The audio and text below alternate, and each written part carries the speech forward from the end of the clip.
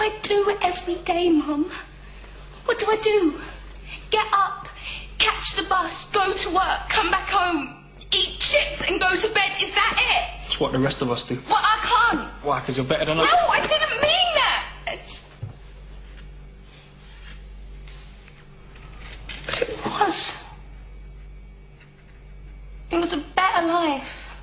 And I don't mean all the travelling and seeing aliens and spaceships and things. That don't matter. The doctor showed me a better way of living your life. You know he showed you too. That you don't just give up. You don't just let things happen. You make a stand. You say no. You have the guts to do what's right when everyone else just runs away. This is today's flat Earth. The fact that we live in the cutting edge of human evolution, the cutting edge of how far humanity has come, turning a planet of enormous beauty into a shithole ain't the cutting edge of human evolution.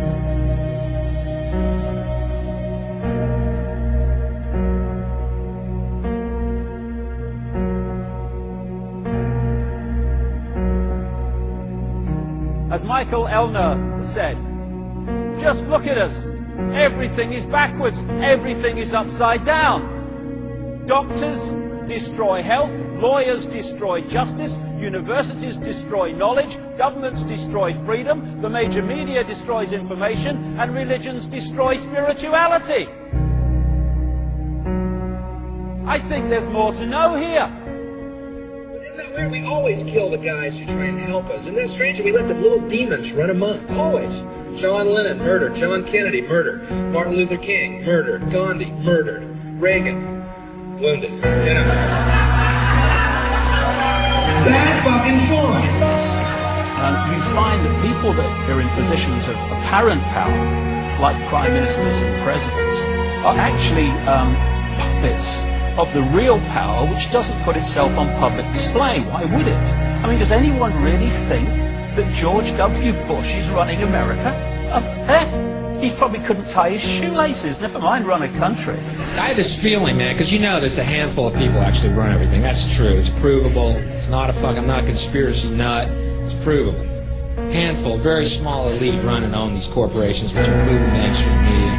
I have this feeling who's ever elected president, like Clinton was, no matter what your promises you promise on the campaign trail, blah, blah, blah, when you win, you go into this smoky room with the 12 industrialist, capitalist scumfucks who got you in there, and you're in this smoky room, and this little film screen comes down, and a big guy in a cigar, roll the film.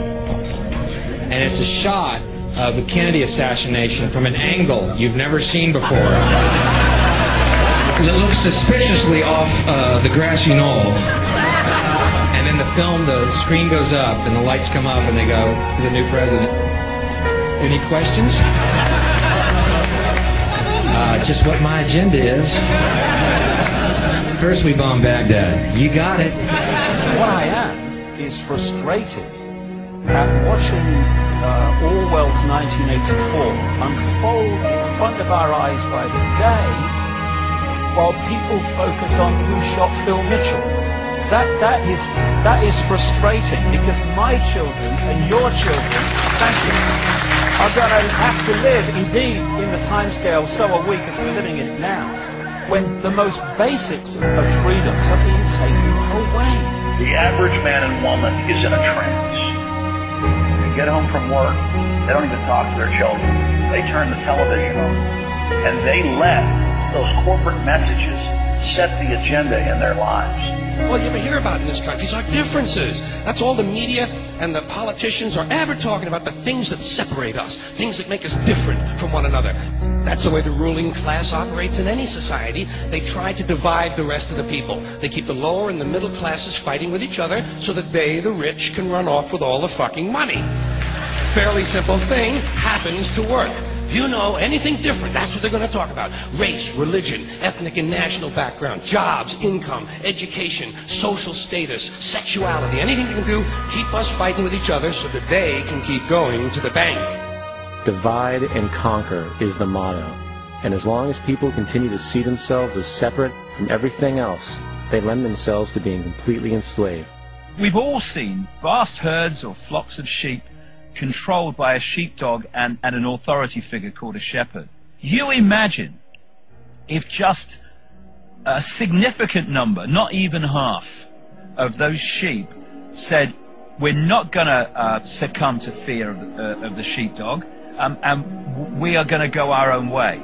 And those sheep start going in their own way, they start expressing their uniqueness, and they stop acquiescing with the authority figure and succumbing to fear.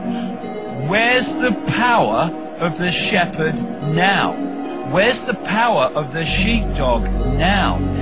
They have no power except in acquiescence by the mass of the sheep to the perceived power that they have. We need to start seeing humanity in these terms very, very quickly. I've seen these ants do great things. And year after year, they somehow manage to pick food for themselves and you. So who is the weaker species? Ants don't serve grasshoppers. It's you who need us.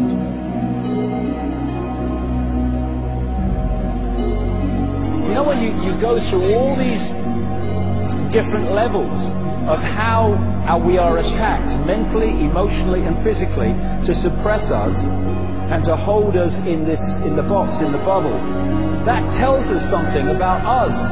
What people don't realize. Oh, it's negative. No, it's not negative. It's extremely positive, if you want to use those terms, because it's telling us who we really are.